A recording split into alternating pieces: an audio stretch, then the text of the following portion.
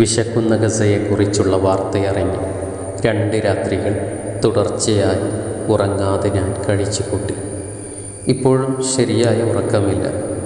കണ്ണുനീർ ഇനിയും വറ്റിയിട്ടില്ല, പിന്നെയും ഒഴുകിക്കൊണ്ടിരിക്കുന്നു. ഗസയെക്കുറിച്ചുള്ള വാർത്തകൾ ഞാൻ പിന്തുടർന്നു കൊണ്ടേയിരുന്നു. അവസാനിക്കാത്ത സാവധാന മരണത്തിൻ്റെ ചലച്ചിത്രം കാണുന്നത് പോലെയായിരുന്നു അത്. വിശന്ന് വിരൽ വായിലിടുന്ന ഒരു പെൺകുട്ടിയെ ഞാൻ സ്വപ്നത്തിൽ കണ്ടു. വിശപ്പ് കാരണം ബോധരഹിതരായ 2 കുട്ടികളെ കെട്ടിപ്പിടിച്ചു നിൽക്കുന്ന ഒരു അമ്മയെയും ദിവസങ്ങളായി ഭക്ഷണം കഴിക്കാത്തതുകൊണ്ട് വഴിയിൽ കുഴഞ്ഞു വീഴുന്ന ഒരു വൃദ്ധനെയും. എൻ്റെ കയ്യിൽ ആയുധങ്ങളോ അധികാരമോ ദുരിതാശ്വാസ വിമാനമോ ഉണ്ടായിരുന്നില്ല അവർക്കയക്കാൻ. പക്ഷേ എൻ്റെ ഹൃദയം അവിടെയായിരുന്നു. അവരോടൊപ്പം വിശന്നു വലയുന്നുണ്ടായിരുന്നു. അതോർക്കുമ്പോൾ ഇപ്പോഴും ഇവിടെ എൻ്റെ നെഞ്ച് നിസ്സഹായതയാൽ തകർന്നു പോകുന്നു. അങ്ങനെയാണ് എനിക്കൊരു ആശയം വന്നത്. ഞാൻ ഇൻ്റർനെറ്റിൽ കണ്ടതുപോലെ വിചിത്രവും ഭ്രാന്തവുമായ ഒരു പക്ഷേ നിഷ്കളങ്കമായ ഒരാശയം. മുങ്ങിക്കൊണ്ടിരിക്കുന്ന ഒരാൾ വൈക്കോൽ തുരുമ്പിൽ പിടിക്കുന്നത് പോലെ ഞാൻ അതിൽ കടിച്ചു തൂങ്ങി. വീട്ടിലുണ്ടായിരുന്നതും പരിചയക്കാരുടെ കയ്യിൽ നിന്നും കിട്ടിയ അരിയും പരിപ്പും പയറും ഞാൻ ശേഖരിച്ചു. വൃത്തിയുള്ള പ്ലാസ്റ്റിക് കുപ്പികളിലവ നിറച്ചു. അവ ലക്ഷ്യസ്ഥാനത്ത് തെറ്റാതെ എത്താൻ ദൈവത്തോട് പ്രാർത്ഥിച്ചുകൊണ്ട് അവയുടെ മൂടികൾ കൈകൾ കൊണ്ട് ദൃഢമായി അടച്ചു. ഓരോ കുപ്പിയിലും ഒരു ചെറിയ കടലാസ് വെച്ചു. അതിൽ ഇങ്ങനെ എഴുതി: ക്ഷമിക്കുക. നിങ്ങളുടെ ക്ഷമക്ക് അല്ലാഹുവിൽ നിന്നുള്ള സഹായം ഉറപ്പ്. പിന്നെ എൻ്റെ പേരും നമ്പറും അവസാനം എഴുതി. മറ്റൊന്നിനുമല്ല, ഈ ലോകത്തിൻ്റെ ഏതെങ്കിലും ഒരു കോണിൽ അവരെക്കുറിച്ച് ഇപ്പോഴും ഓർക്കുന്ന ഒരു ഹൃദയമുണ്ടെന്ന് അവരറിയാൻ മാത്രം. ഇതൊരു യുക്തിരഹിതമായ കാര്യമാണെന്ന് എനിക്ക് നന്നായി അറിയാമായിരുന്നു. കാറ്റുകുപ്പികളെ ഗസയിലേക്ക് എത്തിക്കുന്നതിനു പകരം ആഴങ്ങളിലേക്ക് വലിച്ചു കൊണ്ടുപോകില്ലെന്ന് ആരറിഞ്ഞു? കടൽ വെള്ളം കുപ്പികളിലേക്ക് കയറി ഭക്ഷണം കേടുവരില്ലെന്ന് ആരാ പറഞ്ഞത്? കരയിലൂടെയും കടലിലൂടെയും ആകാശത്തിലൂടെയും ഉപരോധിക്കപ്പെട്ടവർക്ക് 1, 2, 10 കുപ്പികൾ എടുക്കാൻ ആവശ്യത്തിന് സമയമോ ബോട്ടോ അവിടെ ഉണ്ടെന്ന് ആരാണ് പറഞ്ഞത്? എങ്കിലും ഞാനത് ചെയ്തു. ഞാനവ കടലിലേക്ക് എറിഞ്ഞു. എന്നിട്ട് മണലിൽ ഇരുന്ന് കരഞ്ഞു. അവ അവിടെ എത്തുമെന്ന് വിശ്വസിച്ചത് കൊണ്ടല്ല, മറിച്ച് എൻ്റെ ഉള്ളിലെ നിസ്സഹായതയുടെ ശബ്ദം അടക്കാൻ ശ്രമിച്ചതുകൊണ്ടാണ്. പക്ഷേ അത് അടങ്ങിയില്ല. 1-ാം ദിവസം കടന്നുപോയി. പിന്നെ പെട്ടെന്ന് 2-ാം ദിവസവും. 3-ാം ദിവസം രാവിലെ ഞാൻ ഒട്ടും പ്രതീക്ഷിക്കാത്ത ഒരു കാര്യമാണ് സംഭവിച്ചത്. ഫോണിൽ നിറയെ സന്ദേശങ്ങൾ, ഡസൻ കണക്കിന് സന്ദേശങ്ങൾ. അവയിൽ ആദ്യത്തേത് ഗസയിലെ ദുരിതാശ്വാസ കേന്ദ്രത്തിലെ ഡോക്ടറിൽ നിന്നായിരുന്നു. അവർ ഇങ്ങനെ എഴുതി: നിങ്ങളുടെ 10 കുപ്പികൾ തീരത്തിയെത്തി. നിരവധി കുടുംബങ്ങൾ വയറു നിറയെ ഭക്ഷണം കഴിച്ചു. അത് അയച്ചവർക്ക് ദൈവം അനുഗ്രഹം നൽകട്ടെ എന്ന് പ്രാർത്ഥിക്കുന്നു. പിന്നെ മറ്റൊരു സന്ദേശം: 2 കുട്ടികൾ നിങ്ങളുടെ കുപ്പിയും അതിലെഴുതിയ പേപ്പറും കയ്യിലെടുത്തു.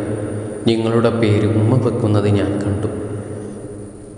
അവർ വിറയുന്ന ശബ്ദത്തിൽ പറയുന്നുണ്ടായിരുന്നു: അല്ലാഹുവിൻ്റെ മുന്നിൽ നിൽക്കുമ്പോൾ ഞങ്ങൾ നിങ്ങളെക്കുറിച്ച് പറയും. ഞങ്ങൾക്ക് വേണ്ടി നിങ്ങൾ ചെയ്തതിനെക്കുറിച്ച് ഞങ്ങൾ പറയാതിരിക്കില്ല. ആ സന്ദേശം വായിച്ച് ഞാൻ പൊട്ടിക്കരഞ്ഞു. 1000 വർഷം നിസ്സഹായത ചുമന്ന ഒരാൾക്ക് പെട്ടെന്ന് ഭാരം ഇറക്കി വെച്ചതുപോലെ വീണ്ടും കരഞ്ഞു. ഇത്ര ചെറിയൊരു ശ്രമം അവിടെ എത്തുമെന്ന് എനിക്കറിയില്ലായിരുന്നു. പക്ഷേ അതവിടെ എത്തി. ഓരോ സന്ദേശവും വായിച്ചു കൊണ്ടിരിക്കുമ്പോൾ ഒരു ഉമ്മ എനിക്കയച്ച മറ്റൊരു സന്ദേശവും ഉണ്ടായിരുന്നു. അതിൽ ഇങ്ങനെ പറയുന്നു: പുലർച്ചെ കടൽ തീരത്ത് ഞങ്ങൾ കുപ്പി കണ്ടെത്തി. എൻ്റെ 6 വയസ്സുകാരൻ മകൻ അതൊരു കളിപ്പാത്രമാണെന്ന് കരുതി. പക്ഷേ അവൻ അത് തുറന്നു. അതിൽ അരി കണ്ടപ്പോൾ ഒരു നിധി കണ്ടെത്തിയതിനെ പോലെ എൻ്റെ അടുത്തേക്ക് സന്തോഷത്തോടെ ഓടി വന്നു. ഞങ്ങൾ ആ ചെറിയ ഭക്ഷണ വസ്തുവിന് ചുറ്റുമിരുന്നു. ഞാനത് വേഗത്തിൽ പാചകം ചെയ്തു. നിങ്ങൾക്ക് വേണ്ടി കുറേ പ്രാർത്ഥിച്ചു.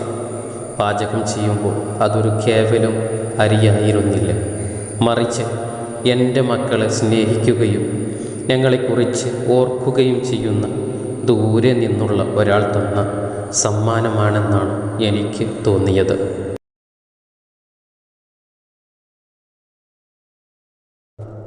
പിന്നെ എനിക്കൊരു കുട്ടിയുടെ ശബ്ദ സന്ദേശം ലഭിച്ചു.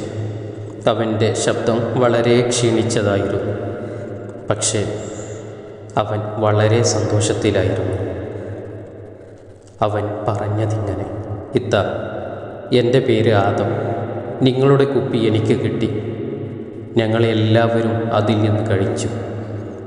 അത് വളരെ നല്ല സമ്മാനമായിരുന്നു. അതിലെഴുതിയ നിങ്ങളുടെ പേര് ഒരു പേപ്പറിൽ എഴുതി എൻ്റെ തലയുടെ അടുത്ത് തൂക്കിയിട്ടു.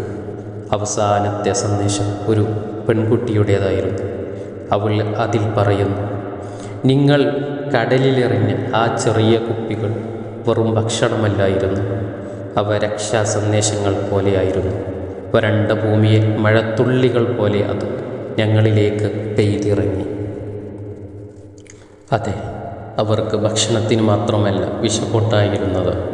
ലോകം ഇപ്പോഴും അവരെ ഓർക്കുന്നുണ്ടെന്നും അവർ ഒറ്റയ്ക്കല്ലെന്നും അവരെ സ്നേഹിക്കുന്നവരും അവർക്ക് വേണ്ടി കടലിലെറിഞ്ഞുകൊണ്ടെങ്കിലും ഭക്ഷണമെത്തിക്കുന്ന ആദർശ സഹോദരന്മാരുണ്ടെന്നും അവരറിഞ്ഞു.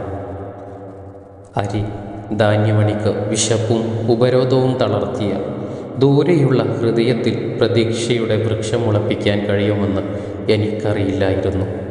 നനഞ്ഞ കടലാസിലെ ലളിതമായ കയ്യൊപ്പ് ഗസയിലെ ഒരു വീടിൻ്റെയോ കൂടാരത്തിൻ്റെയോ ചുമരിൽ നിസ്സഹായതയിൽ നിന്നുള്ള രക്ഷയുടെ മെഡൽ പോലെ തൂങ്ങുമെന്ന് എനിക്കറിയില്ലായിരുന്നു.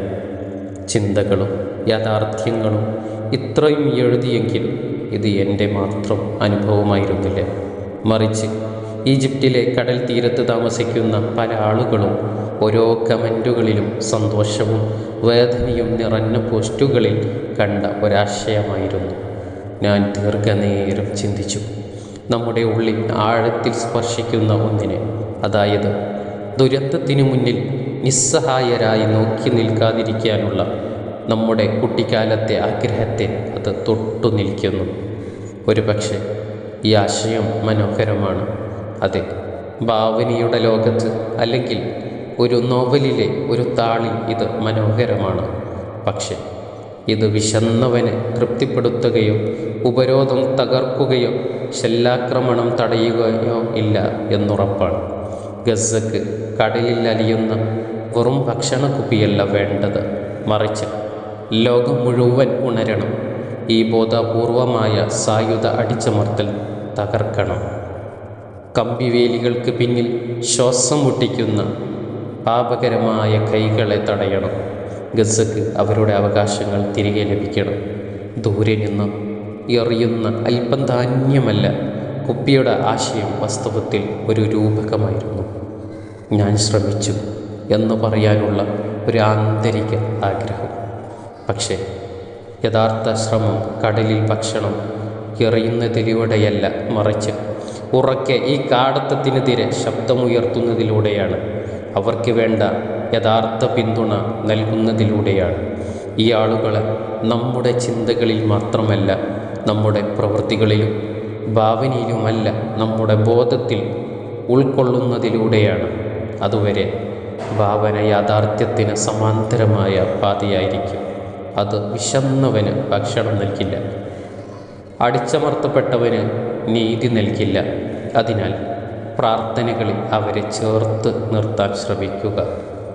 ഗസയെ നമ്മൾ എപ്പോഴും അറിഞ്ഞതുപോലെ അവരുടെ കൂടെ ഉണ്ടാവണം.